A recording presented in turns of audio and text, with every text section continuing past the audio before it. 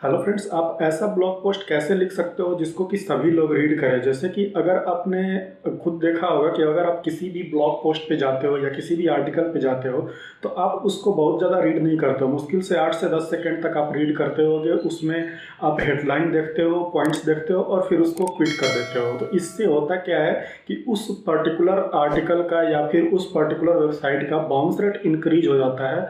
और उस bounce rate increase होने की वजह से होता क्या है कि गूगल आपके आर्टिकल को डी रैंक कर देता है। तो इस प्रॉब्लम से बचने के लिए आपको करना क्या होता है कि एक बहुत ही अच्छा ओरिजिनल और यूनिक कंटेंट लिखना होता है जिसको जो कि काफ़ी इंगेजिंग हो और यूजर्स जो है उस पर टाइम बिताए। ठीक है, तो इस वीडियो में मैं आपको उसी के बारे में बताऊंगा और वो सारे पॉइंट्स बताऊंगा जिसको कि आपको अपने ब्लॉग में इंक्लूड करना होता है। और इन सारे पॉइंट्स को फॉलो करके आप इस तरह का ब्लॉग पोस्ट आसानी से लिख सकते हो। बाकी सोशल मीडिया पे या फिर यूट्यूब पे बहुत सारे लोग बहुत तरह की वीडियोस बनाते हैं जिसमें कि आपने देखा होगा कि यूनिक आर्टिकल कैसे जनरेट करें या फिर डायनेमिक कंटेंट कैसे बनाए। बहुत सारी तरह की चीज़ें होती हैं, लेकिन वो सब वर्क नहीं करता है। और वर्क करता भी है तो एक पर्टिकुलर टाइम के लिए करता है, फिर उसके बाद वो जितना तेज़ी से ऊपर जाता है फिर वो नीचे चला आता है। लेकिन अगर आपको ब्लॉगिंग बिजनेस में लंबे समय तक बने रहना है तो आपको इस तरह के जो जो एकदम ओरिजिनल पॉइंट्स हैं जो जिसको फॉलो किया जाता है उसको आपको जानना जरूरी है और उसी को फॉलो करना चाहिए। ठीक है, तो चलिए इस वीडियो को स्टार्ट करते हैं। अगर आप इस चैनल पर नए हैं तो चैनल को सब्सक्राइब कर लीजिएगा और बेल आइकन प्रेस कर लीजिएगा। इसमें मैं आपको पूरे डिटेल में बताता हूँ। इस वीडियो को पूरे लास्ट तक देखना, एक भी स्टेप इसमें आपको मिस नहीं करना है। तो जो सबसे पहला पॉइंट है वो ये है कि आपका जो कंटेंट है वो बिल्कुल ओरिजिनल होना चाहिए। ओरिजिनल इन द सेंस कि आपके अपने लैंग्वेज में होना चाहिए। सबसे पहली चीज़,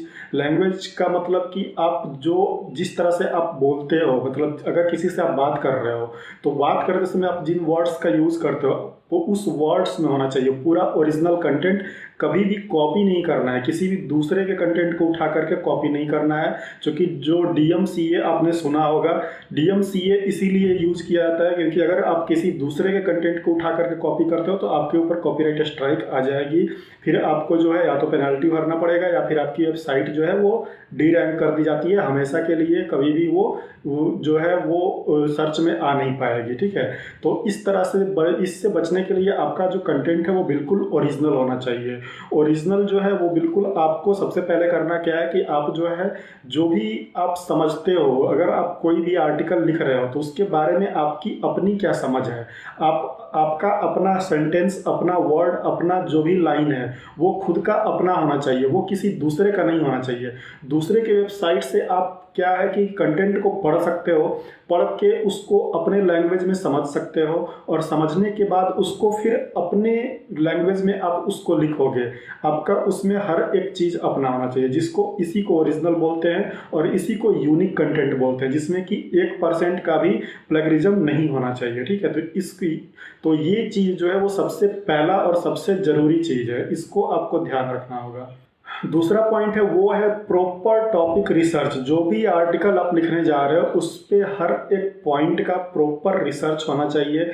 पूरे टॉपिक्स का जो आप लिख रहे हो उसके बारे में पूरे पॉइंट पे आप रिसर्च करोगे।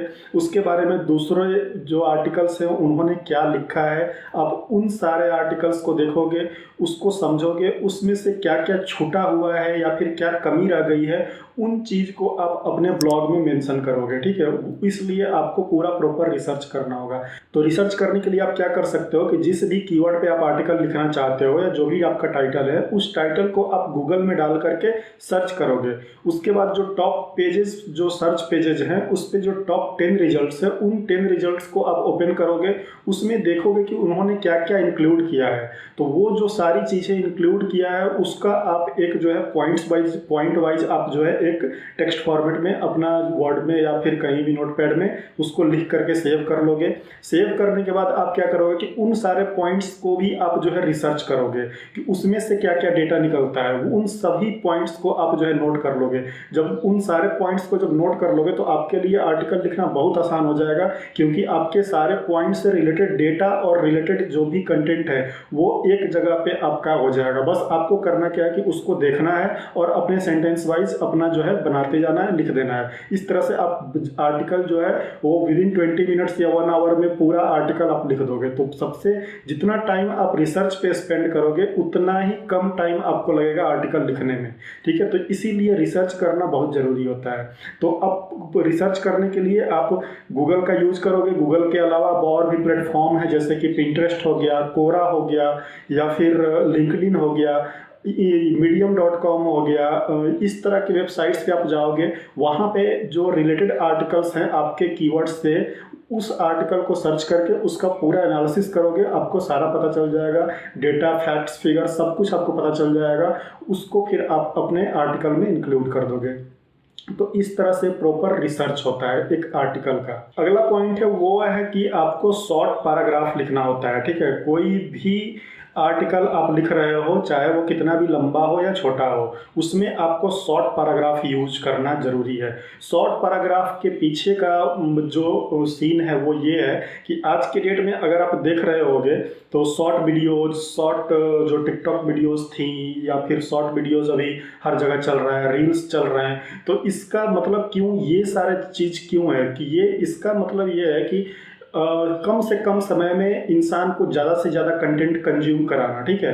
तो इसी के पीछे ये जो होता है वो इसके पीछे लॉजिक है। और दिन पे दिन जैसे जैसे हम लोग गैजेट्स यूज करते जा रहे हैं, हमारा जो अटेंशन स्पैन है वो बिल्कुल कम हो चुका है, वो कि बिल्कुल 8 सेकेंड के बराबर हो चुका है। अगर आप रिसर्च करोगे, गूगल पे भी अगर आप चेक करोगे तो आपको मिलेगा कि इंसान का जो अटेंशन स्पैन है वो सिर्फ 8 सेकेंड है। मतलब अगर किसी एक पर्टिकुलर चीज़ पे सिर्फ हम 8 सेकेंड तक ही फोकस कर पाते हैं, उसके बाद हम डिस्ट्रैक्ट हो जाते हैं। तो होता क्या है कि आपके आर्टिकल पे भी अगर कोई इंसान आता है, कोई भी यूजर, कोई भी रीडर वहाँ पे आता है, तो वो क्या करता है, सबसे पहले आपका हेडलाइन देखता है। अगर हेडलाइन उसके काम का हुआ, उसमें कुछ मतलब निकल रहा होगा, तो वो आपके आर्टिकल को पढ़ेगा, अदरवाइज वो वहीं से क्विट कर जाएगा। अगर हेडलाइन के बाद दूसरा क्या होता है, इमेज। अगर इमेज आपने प्रोफेशनल इमेज बना करके रखा हुआ है, अगर उस इमेज से उसको कुछ मैसेज मिलता है तो वो थोड़ा आगे बढ़ेगा।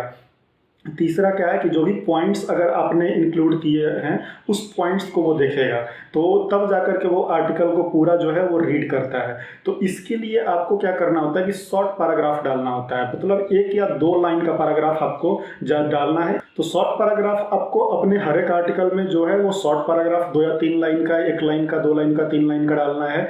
इससे क्या होगा कि आपका जो आर्टिकल है वो तो एक इंटरेस्टिंग बनेगा ही, साथ ही साथ अगर आपका कम भी होगा, आर्टिकल जो है वो छोटा भी होगा, तो वो लगेगा कि लंबा आर्टिकल है। और लंबे आर्टिकल का सबसे बड़ा बेनिफिट ये है कि यूजर्स को ये लगता है कि आपका जो आर्टिकल है उसमें काफ़ी इन डेप्थ है और उसमें बहुत सारा नॉलेज आपने डाल रखा है, जिसकी वजह से वो पूरा आर्टिकल एक बार देखता है। तो इसीलिए शॉर्ट पैराग्राफ डालना जरूरी है। अगर आप फॉर एग्जाम्पल बड़े बड़े वेबसाइट्स जैसे कि बैकलिंको हो गया, या फिर मौज हो गया, या फिर और भी वेबसाइट्स जैसे कि नील पटेल का वेबसाइट हो गया, अगर आप देखोगे तो उसमें अगर आप पैराग्राफ अगर देखोगे तो वो सिर्फ 2 या 3 लाइन के पैराग्राफ ही यूज करते हैं। इवन बैकलिंको के वेबसाइट में 1-1 लाइन का ही पैराग्राफ यूज होता है, ठीक है। तो ये चीज़ आपको भी अपने वेबसाइट में डालना बहुत ज़रूरी है। उसके बाद अगला पॉइंट है राइट ए स्टोरी। स्टोरी के फॉर्मेट में आपको लिखना है। स्टोरी इन द सेंस कि जैसे कोई कहानी कह रहे हो, अगर आप आर्टिकल लिख रहे हो, इसका मतलब कि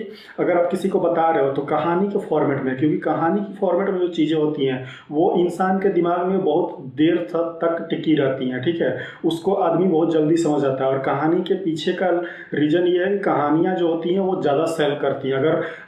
अगर आप देखोगे ऐड फॉर्मेट देखोगे फेसबुक पे या फिर गूगल पे, या फिर लैंडिंग पेजेस जो देखोगे अफिलिएट मार्केटिंग्स का, उसमें अगर जो भी चीज़ लिखा होता है उसमें जो दिया होता है वो कहानी के फॉर्मेट में दिया होगा, शॉर्ट स्टोरी दिया होगा कि मैंने मेरे साथ ये पहले प्रॉब्लम था, मैंने ये सारी चीज़ें की, इतनी बार फेल हुआ, ये सब किया, तब जा कर के फिर मुझे ये प्रोडक्ट मिला और मैंने इसको यूज़ किया और मेरा लाइफ बदल गया।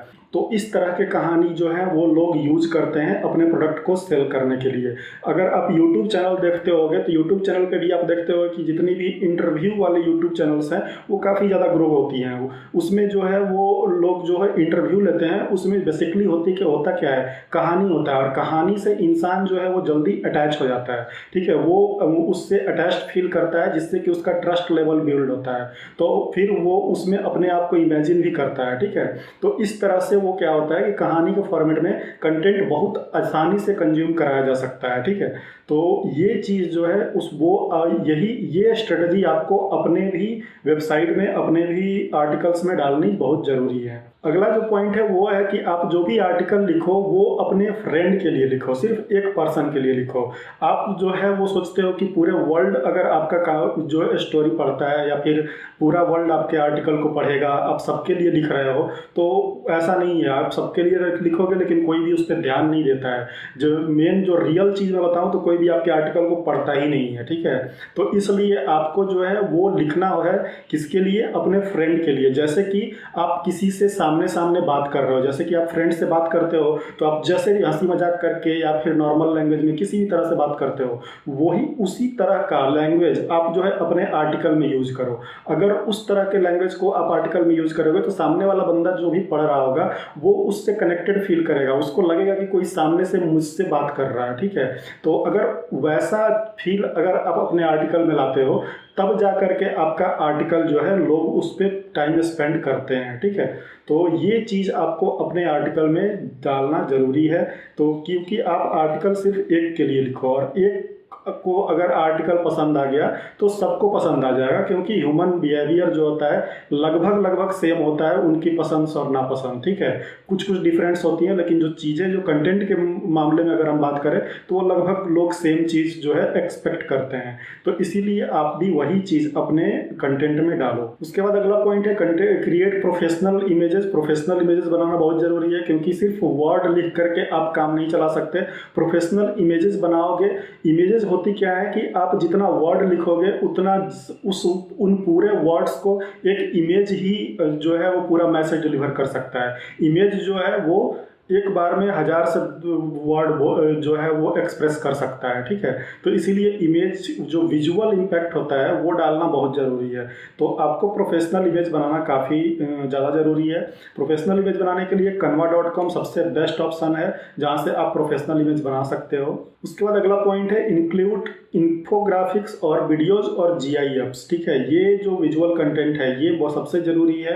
आप किसी भी आर्टिकल का, किसी भी ब्लॉग का अगर आप लिख रहे हो, उसमें अगर पॉइंट्स आप इंक्लूड कर रहे हो, गाइड इंक्लूड कर रहे हो, तो उसका एक इन्फोग्राफिक आप तैयार कर लो, या फिर उससे रिलेटेड कोई वीडियोज़ अगर आपने पब्लिश कर रखा है या फिर दूसरों के भी वीडियोज़ हैं तो उसको आप अपने आर्टिकल में इम्बेड कर सकते हो। अगर कोई फनी गिफ्ट्स हैं वो भी आप यूज़ कर सकते हो। ठीक है, तो क्योंकि इससे क्या होता है कि ऑडियंस रिटेंशन जो होता है वो बढ़ता है। ऑडियंस जो है वो ज़्यादा समय तक आपके वेबसाइट पे टाइम स्पेंड करता है, जिससे कि आपका बाउंस रेट होता है वो कम हो जाता है। और बाउंस रेट कम होने का सीधा सा मतलब है कि आपका वेबसाइट जो है वो रैंक कर जाएगा, गूगल उसको काफ़ी पसंद करेगा। तो ये इसके पीछे का लॉजिक जो है वो यही है। इसीलिए आपको जो है इन सारे चीज़ों पे ध्यान जरूर देना चाहिए। आप लगभग इमेजेस तो आप यूज करो ही करो, बाकी वीडियोज़ और GIFs आपके ऊपर है, लेकिन आप अगर यूज करते हो तो ये आपके लिए बेनिफिशियल है। उसके बाद अगला पॉइंट है वो है कि आपको अपने आर्टिकल में स्टेट्स और फैक्ट्स ये इंक्लूड करना है। अगर कोई भी आप आर्टिकल लिख रहे हो उससे आप स्टेट्स जो है, जो भी उसका उससे रिलेटेड डेटा है, उससे रिलेटेड जो भी फैक्ट्स हैं वो आप रिसर्च करो, गूगल से आपको मिल जाएगा। दूसरे वेबसाइट्स ने क्या स्टेट्स ऐड किए हुए हैं उन स्टेट्स को भी आप उठा करके अपनी वेबसाइट में अपने लैंग्वेज में डाल सकते हो, और फैक्ट्स जो हैं वो भी डाल सकते हो। इससे होता क्या है कि आपकी एक अथॉरिटी बिल्ड होती है। लोग ये समझते हैं कि बंदा जो आर्टिकल लिखा है उस पर उसने रिसर्च की है प्रॉपर। वो डेटा अगर आप डालते हो तो वो एक जो है वैल्यू क्रिएट करता है। ठीक है, तो इसलिए आपको स्टेट्स और फैक्ट्स डालने अपने आर्टिकल में बहुत ज़रूरी है। तो अगर इसकी वजह से आपका जो है वो ऑडियंस रिटेंशन जो है वो बढ़ता है। ठीक ना। उसके बाद इंटरलिंकिंग बहुत ज़रूरी है। इंटरलिंकिंग आपको करना होगा किसी भी आर्टिकल को अगर आप लिख रहे हो और उससे रेलिवेंट आर्टिकल अगर आपने पब्लिश कर रखा है या जो भी कीवर्ड उसमें यूज कर रहे हो उस कीवर्ड से रिलेटेड कोई आर्टिकल आपने पब्लिश कर रखा है तो उसको जरूर इंटरलिंक करो। प्रॉपर इंटरलिंकिंग जो होता है उससे जो है एक तो आपका आर्टिकल जल्दी जल्दी इंडेक्स होता है, दूसरा जो है वो रैंक होता है, तीसरा जो है अगर एक आर्टिकल आपका चला गया अगर सर्च में टॉप पेज पे तो वो सारे आर्टिकल्स पे आपके जो है वो ट्रैफिक लेके जाता है। तो इसलिए इंटरलिंकिंग, प्रॉपर इंटरलिंकिंग बहुत जरूरी है। और एक आर्टिकल अगर बहुत सारा ट्रैफिक लेके आ रहा है और उससे बहुत सारे पेजेस पे ट्रैफिक जा रहे हैं तो उससे होता क्या है कि आपका पेज जो है वो जो उसकी अथॉरिटी बढ़ती है, पेज रैंक उसका बढ़ता है, तो इससे आपको काफ़ी फायदा होता है और यही चीज़ अथॉरिटी बिल्ड करने में जो है वो हेल्प करती है। तो इसलिए आप जो है प्रॉपर इंटरलिंकिंग जरूर करो। बाकी इंटरलिंकिंग कैसे करना है वो मैं एसईओ वाले वीडियोस में आपको अच्छे से बताऊंगा। तो फिलहाल के लिए आपको इंटरलिंकिंग जो है वो करना जरूरी है, इंटरलिंकिंग आप जरूर करो। उसके बाद लास्ट पॉइंट है कि आपके जो भी आप लिख रहे हो इंग्लिश या हिंदी उसमें ग्रामेटिकल मिस्टेक नहीं होना चाहिए। इंग्लिश जो भी लिख रहा है उसके लिए आपको ग्रामरली सबसे बेस्ट टूल है। ग्रामरली का यूज करके आप जो है अपने जो भी आपने लिखा हुआ है उसका ग्रामेटिकल मिस्टेक आप जो है दूर कर सकते हो, सबसे बेस्ट टूल है ये। उसके अलावा आप हेमिंगवे एडिटर ऐप जो होता है उससे आप रीडेबिलिटी जो होती है एक आर्टिकल की वो जो है वो सुधार सकते हो। तो अगर आपका आर्टिकल की रीडेबिलिटी अच्छी है और उसमें कोई भी ग्रामेटिकल मिस्टेक नहीं है तो वैसे आर्टिकल्स को गूगल काफ़ी पसंद करता है और उसको काफ़ी अच्छा रैंक देता है। तो इसलिए कोशिश करो कि ग्रामेटिकल मिस्टेक ना हो। ग्रामेटिकल मिस्टेक अगर नहीं होता है तो आपकी अथॉरिटी भी बिल्ड होती है, लोग अगर पढ़ते हैं तो वो एक प्रोफेशनल लगता है, ऐसा लगता है कि हाँ इसमें कोई ग्रामेटिकल मिस्टेक नहीं है, कोई फाइंड नहीं कर पाता ग्रामेटिकल मिस्टेक, तो उसको लगता है कि हाँ काफ़ी अच्छा और प्रॉपर नॉलेज है इंग्लिश की। तो इसलिए आपको जो है वो ग्रामेटिकल मिस्टेक जो है उसको सुधारने के लिए ग्रामरली जो है वो सबसे बेस्ट टूल है। ठीक है, तो ग्रामरली का यूज आप करो। बाकी ये सारे पॉइंट्स जो हैं यही सबसे मेन पॉइंट है। इन्हीं पॉइंट्स को आप फॉलो करके आप एक ऑसम ब्लॉग पोस्ट लिख सकते हो जो कि सभी लोग रीड करेंगे। अगर आपके ब्लॉग पे लोग 50% या 60% भी आपका ब्लॉग रीड करते हैं तो वो काफ़ी अच्छा इम्पैक्ट डालता है गूगल के नज़र में और वो बहुत जल्दी रैंक हो जाता है। तो इसलिए ये सारे पॉइंट्स जो हैं उसको आपको कवर करना ज़रूरी है, इनको सीखना ज़रूरी है। बाकी जो शॉर्ट ट्रिक्स के मामले में जितने भी लोग पढ़े हुए हैं वो शॉर्ट ट्रिक्स जो होता है वो शॉर्ट ही होता है, मतलब उसका सक्सेस भी शॉर्ट होता है। ठीक है, तो इसलिए आपको जो है प्रॉपर अगर बिजनेस करना है तो उसका प्रॉपर नॉलेज होना चाहिए। बिना प्रॉपर नॉलेज हुए कोई भी शॉर्ट ट्रिक या कोई भी रातों रात जो है आप बहुत ज़्यादा सारा पैसे नहीं कमा सकते। इसलिए आपको जो है वो अगर प्रॉपर चीज़ों को फॉलो करते हुए चलोगे तो आप काफ़ी लंबे समय तक इसमें जाओगे और काफ़ी ज़्यादा आप जो है अर्निंग कर सकते हो। बड़े बड़े वेबसाइट्स का एग्जांपल आप देख सकते हो, उनके आर्टिकल्स आप देख सकते हो, आपको पता चल जाएगा। क्योंकि अगर छोटे ट्रिक्स अपनाने से बड़े हो जाते तो सभी लोग वही चीज़ करते हैं। और यूट्यूब पे बहुत सारी चीज़ें लोग बताते हैं बट वो सारी चीज़ें बहुत सारा काम के लिए नहीं होता है, वो सिर्फ उनके काम के लिए होता है क्योंकि उनका व्यू उससे चला आता है, आपका कुछ नहीं होता है। ठीक है, और इसलिए आप जो है प्रॉपर चीज़ को फॉलो करो और इन सारी चीज़ों को फॉलो करके आप एक अच्छा ब्लॉग क्रिएट कर सकते हो, अच्छी आर्टिकल लिख सकते हो और काफ़ी अच्छा अर्निंग कर सकते हो। तो फ्रेंड्स इस वीडियो में इतना ही है, मिलते हैं अपना नेक्स्ट वीडियो में, तब तक के लिए बाय बाय, टेक केयर।